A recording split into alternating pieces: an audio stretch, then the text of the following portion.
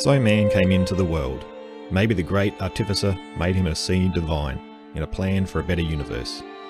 Maybe the earth that was freshly formed and newly divorced from the heavenly ether retained some seed of its kindred element earth, which Prometheus, the son of Iapetus, sprinkled with raindrops and moulded into the likeness of gods who govern the universe. Where other animals walk on all fours and look to the ground, man was given a towering head and commanded to stand erect, with his face uplifted to gaze on the stars of heaven. Thus clay, so lately no more than a crude and formless substance, was metamorphosed to assume the strange new figure of man. An extract from the creation myth from Ovid's Metamorphoses. Hello, I'm Mark Selleck, and welcome back to Casting Through Ancient Greece, Episode 1, Greece Before History. Today we begin our journey into the wonderful world of Greek history, but first we need to get some insight into the background of this period. The Greeks did not just suddenly appear. They had a long history which led to what we now refer to as the ancient Greeks. That history included the appearance of the first human species into Greece, migrations of different people, the mixing of those people with the indigenous population, the rise and fall of older civilizations, disasters, man-made and natural, and the mixture throughout was innovation and human discovery dealing with the evolving world, natural, political, and social. In this episode, we're going to look at what was happening in the distant past, more ancient to the Greeks of the classical age than what the classical Greeks are to us. A lot of the information will mostly come from archaeological evidence that has been uncovered and interpreted, as written sources from these periods are either non-existent or very rare, but start to make an appearance as we start moving closer to the civilized periods. These early episodes are designed to give context to the classical period, where a high proportion of our episodes will focus on. Early on, we will deal with most topics in a brief manner, and as we move closer to the classical period, the detail will start to increase. Today, we will begin by looking at the physical world of Greece, where it is, what areas we are talking about when we refer to Greece, and the environment the Greeks were developing in. Then we'll move on to what archaeology was telling us about the earliest periods in which there is evidence of human activity. Then we will have a look at what is known as the Indo-European migrations into Greece, the development of new settlements and technological change. Finally, we will then have a look at one of the main methods used when dating evidence from these periods. But let's now turn to the geography of Greece. When we talk about Greece of the ancient period, we are generally talking about the geographical area roughly identical to the modern-day nation of Greece. We just need to keep in mind that in ancient times, Greece was not a nation-state that we are familiar with today, but more a geographical area where people who identified themselves as Greeks lived. Greece was not only the mainland that is connected to Europe, but also included the hundreds of islands in the Aegean Sea. Also, when we talk about the Greeks in the classical world, we don't just limit our focus to the borders of the modern-day nation of Greece. The ancient Greeks had also set up colonies all around the Mediterranean, in North Africa, the Italian peninsula, coast of modern-day Turkey, modern-day France, Spain, and even into the Black Sea. Though having said that, the majority of our focus will be on the mainland area of Greece, as most of the written sources that survive today focus on this area, as it was typically the centre of the Greek world. But don't worry, we will look into what was happening outside of the mainland, as areas situated further away would become very important to Greece during different points. The mainland of Greece is dominated by mountain ranges, with Mount Olympus in the north being the highest at just under 10,000 feet high. This mountainous landscape provided conditions for political seclusion, but were also still allowing trade and diplomacy. The rivers are not navigable, with many rushing torrents in winter, and many drying out in the warmer months, so travelling in the interior would have been on foot, contending with the harsh terrain.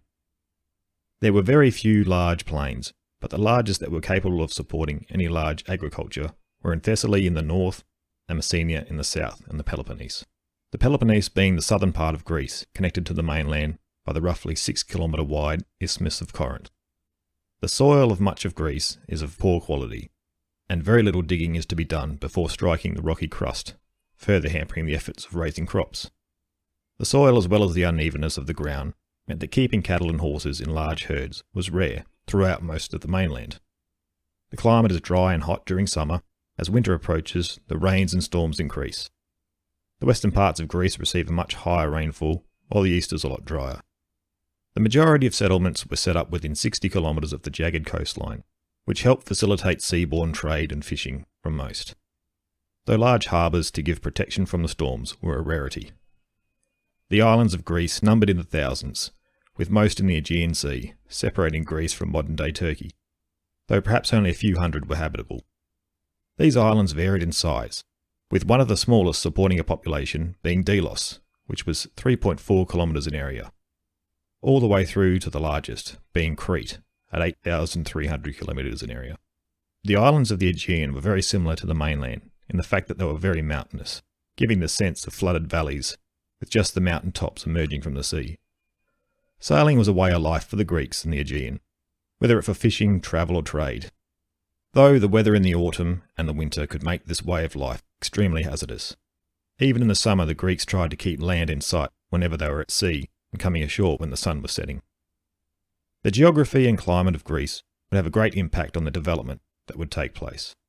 These impacts would affect how each area shaped its politics, economy and social structures, also having a large impact on how neighbouring cities and even people further afield would interact with each other. The Greeks would also develop a unique way of war when fighting on Greek soil that the rest of the Greek world would adopt. While the Greeks on the coast, especially those with access to harbours, would develop an affinity with the sea, with much of their power and wealth generated from this connection. These geographical considerations would shape people and communities over thousands of years, but before they could, humans needed to occupy and establish themselves in this region of the world. Evidence of human activity in Greece dates back into the Stone Age. This period was named so as the tools and weapons used were made of stone, as well as other materials such as bone and wood. The Stone Age occupies a huge space of time, with dates given for this period at around 400,000 BC to 300,000 BC. And for the time being, we have to be satisfied with the limited archaeological finds that give us a glimpse into this period. The Stone Age is generally further divided into the Paleolithic, also known as the Old Stone Age, lasting for hundreds of thousands of years, the Mesolithic, or Middle Stone Age, dating around 15,000 BC to 8 or 7,000 BC, and the Neolithic, or as you guessed it, the New Stone Age, beginning around 8 or 7,000 BC. During these periods, humans were primarily hunter-gatherers, moving from place to place, living from the animals and plants that they could find. Great migrations of people would have taken place throughout this period, which would have led Greece to being inhabited with humans in the first place, and also explains the transition in different species of humans over the time. The oldest human remains uncovered in Greece were of a skull that was uncovered at Petrolona Cave in the north of Greece, around 35 kilometres from the modern-day city of Thessaloniki. The skull has been estimated to have dated from around 400,000 to 300,000 years ago. There is evidence of another species of human to have occupied Greece as far back as 100,000 years ago, with the remains being found in some caves on the Peloponnese, around the Saronic Gulf. This species is known to us as the Neanderthals, named after the Neander Valley in Germany, where the first example of the species was uncovered. Further migrations then took place as the millennia passed, but this time with a species called Homo sapiens, the species that modern human beings would derive from, which seems to have made their way into Greece around 40,000 years ago. The most studied area in Greece, which Homo sapiens occupied, was a cave at Franchithi. The Franchithi cave is a rare site that shows evidence of extended continuous human occupation, with short periods where it was abandoned, from somewhere around 40,000 BC to 3000 BC. In its earlier times, the cave overlooked a plain where animals such as wild horses and red deer grazed, providing a source of food for the inhabitants. Though as time went on, climatic changes saw the sea level rise, and the plain slowly disappeared, as well as the large game animals, and a diet based on seafood and wild plants took over. As diets started to rely on plants, the need arose for continued growth of the harvested plants that often had to be searched for in the surrounding valleys and hills. Eventually, the technology of saving some seeds to plant and create a new crop developed. The beginnings of agriculture can be seen around the Franchithi cave and in the Thessaly plains, around 7000 BC. Trade is also seen to have taken place here, with the first evidence of it appearing to have taken place some 13,000 years ago, with obsidian which was originated on the island of Milos. Also in this period are some burials which indicate care for the dead, and is suggestive of a religious system. The early stages of agriculture, coupled with burials and commerce, would seem to suggest the development of a more sophisticated society emerging. From the period 7000 BC onwards, there appears to be a development all over Greece in agriculture, livestock domestication, settlements and social structures. These developments can be seen throughout Macedonia, Thessaly and Boeotia, as there were large enough plains to support these activities for the size of the settlement populations. Evidence in these settlements showed that buildings were being constructed with wooden frames, covered in clay, and some also having stone foundations and clay brick construction. At a large settlement at Sesklo in Thessaly, there were remains of a basement and the evidence of a two-storey structure uncovered. All the evidence found at this settlement suggests it would have supported a population of a couple of hundred people. It would appear that this boom and development also benefited from the contact with other peoples from other regions, such as travellers from the Near East.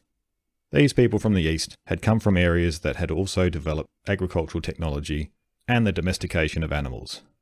They had constructed dwellings in a similar manner to how the Greeks were constructing theirs. Further migrations were also taking place from the north, which seems to have been somewhat of a constant over the hundreds of thousands of years. This latest wave of migrations brought with it a new type of language, rooted on a language known as Indo-European, a language that a great many modern-day languages can trace a common link to. The topic of Indo-Europeans can be a controversial one, as when discussed, it tends to rest in the area of ethnicity in people's minds. I think to relegate the Indo-European idea to ethnicity is far too simplistic, as it is dealing with languages and ideas that spread out over thousands of years, over thousands of kilometres, and that can draw a common linkage with where the ideas and root language first uncovered themselves to us. I admit I only have a basic understanding of the Indo-European idea, but the idea in theory makes an appearance in most ancient Greek studies when dealing with the prehistory period. My intention is to only give an overview of the main idea that seems to be present in most Greek prehistory accounts and studies dealing specifically with Indo-Europeans. The Indo-European idea centres on an area in modern-day Ukraine and Russia, just north of the Black Sea, or perhaps in Anatolia in modern-day Turkey, south of the Black Sea, as some theories also suggest. This is where the oldest traces of the root language and some of the ideas were discovered. It's thought that the idea of horseback riding and the wheel may have originated in these areas. These discoveries date back to somewhere around as far back as 6500 BC, and then from around 4500 BC, their dispersal can be traced through archaeological finds spreading out from these locations, gradually moving closer to our time and date, further from the central locations the finds are located. These migrations of language, ideas and people started pushing north into Eurasia, south and east into Anatolia, the Near East, Central Asia and west into Europe. As the migrations continued through time, it is very possible that a large percentage of people migrating were not ethnically the same as the people who originated in the Black Sea regions, and may well have been other groups that had been influenced by Indo-European ideas after coming into contact with them. Also of note, it is even likely that the Indo-European homeland wasn't a single ethnic group, as it covered such a large area. Migrations can be fast, violent shifts in population, but may also take place over hundreds of years, through less violent means, while earlier migrations can cause further movement as they come into contact with other cultures. Another offshoot theory is that the Indo-European languages and ideas spread west from Anatolia, once they had reached and further developed there. This proposal has used archaeological evidence to also support it, and also points to the spread of agricultural technology making a westward push from here. Whatever the route, or perhaps combination, as the migrations took place and mixed with the populations that they came into contact with, the Proto-Indo-European language started developing into sub-branches, which the Greek language would become one of. So when thinking of the Indo-European migration theory, it is best to see it as a spread of languages and ideas.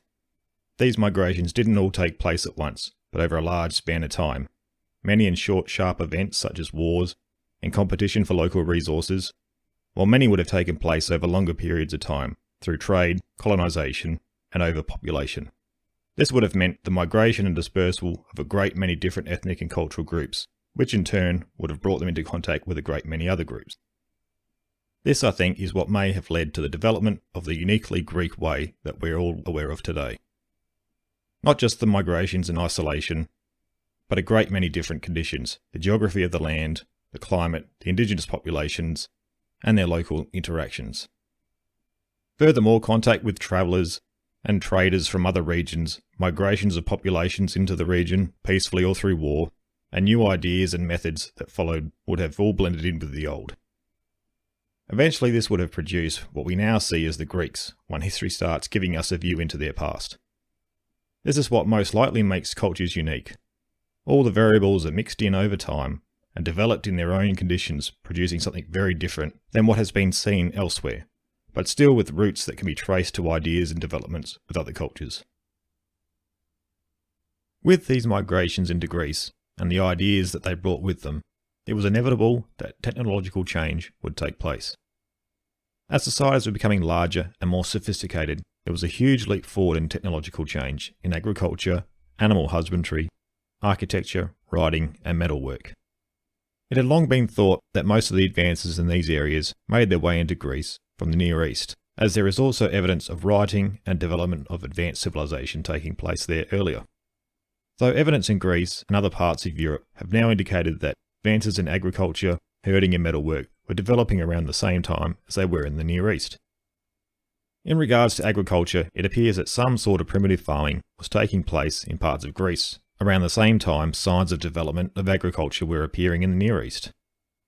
At the Franchithi cave site, evidence of this early form of agriculture is seen through the discovery of wild oats, barley and lentils in the levels associated with the late Paleolithic and into the Mesolithic periods. This would indicate that parts of Greece independently invented the fundamental notion of agriculture, with wild grains and plants. The appearance in Greece of domesticated seeds and grains from the Near East had in the past served to give the picture that Greeks had learnt agriculture from their Near Eastern neighbours.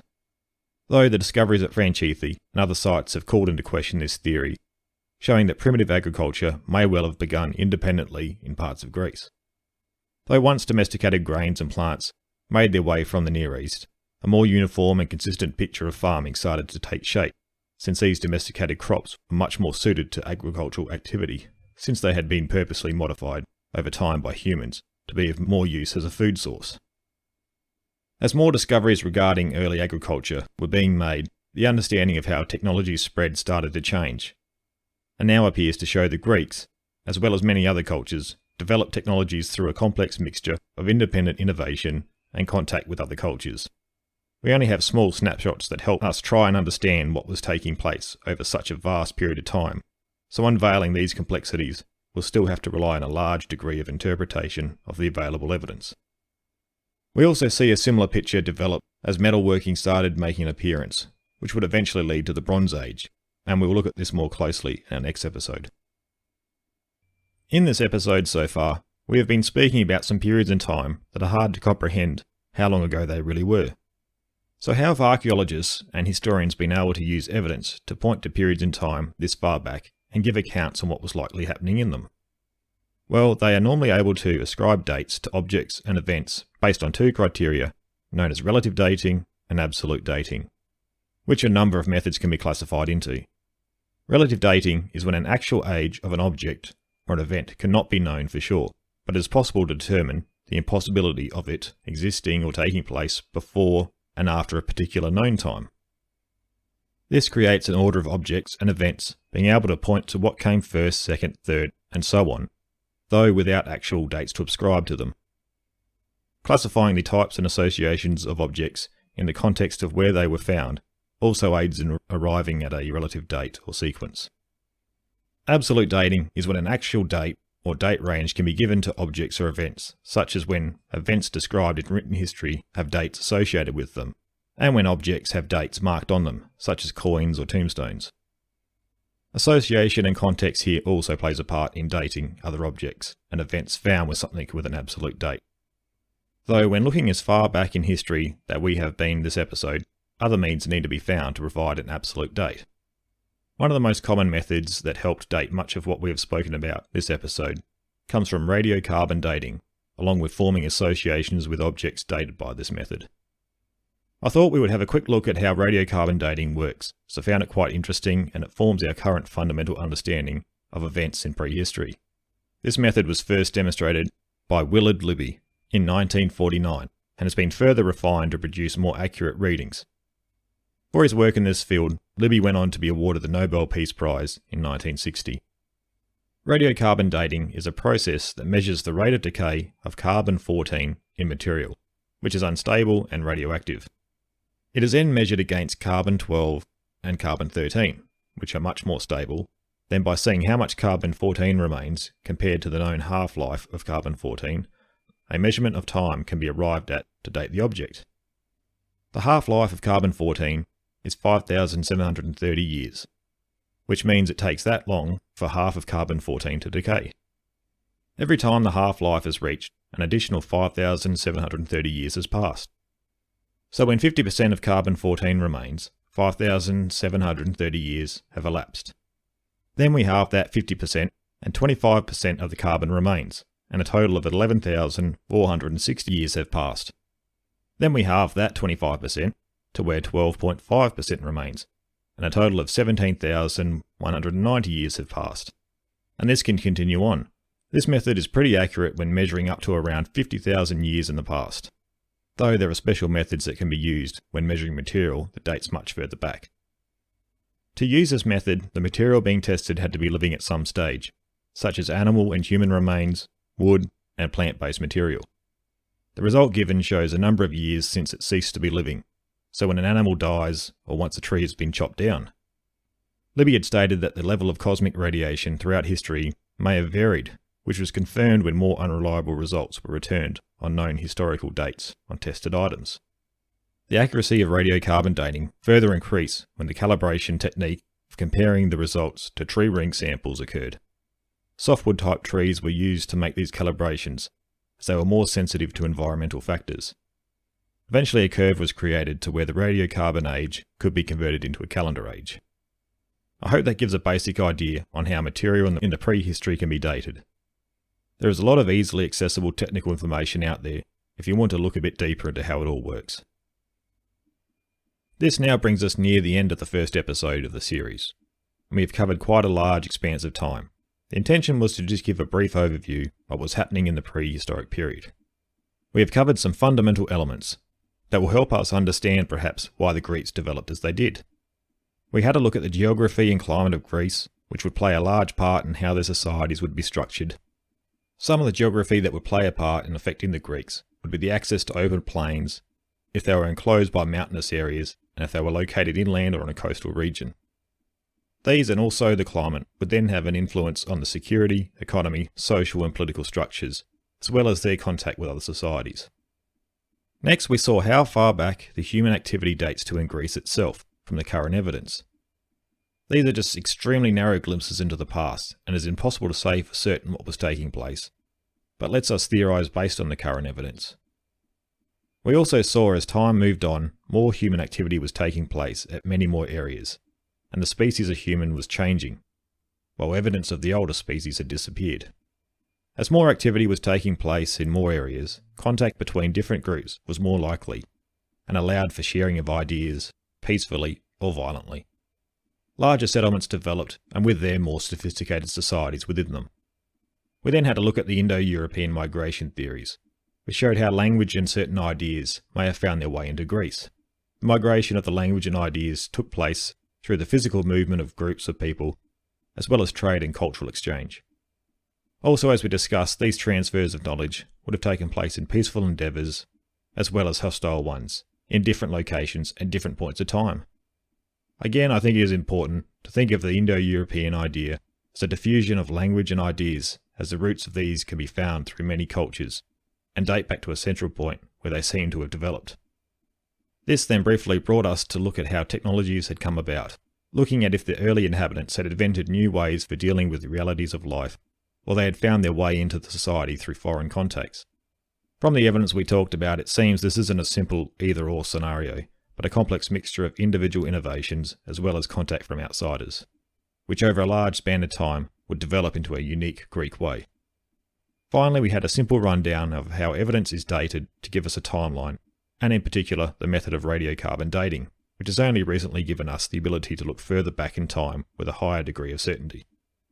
Next time we will look into the start of the Bronze Age, which would see the development of yet more sophisticated societies. We will also look at the fairly recent rediscovery of two civilizations that date back to this period that had been for over 1,000 years thought just part of the tales told by the ancients. So until then, thank you for your support, and I hope to see you next time for episode 2, A Time of Bronze.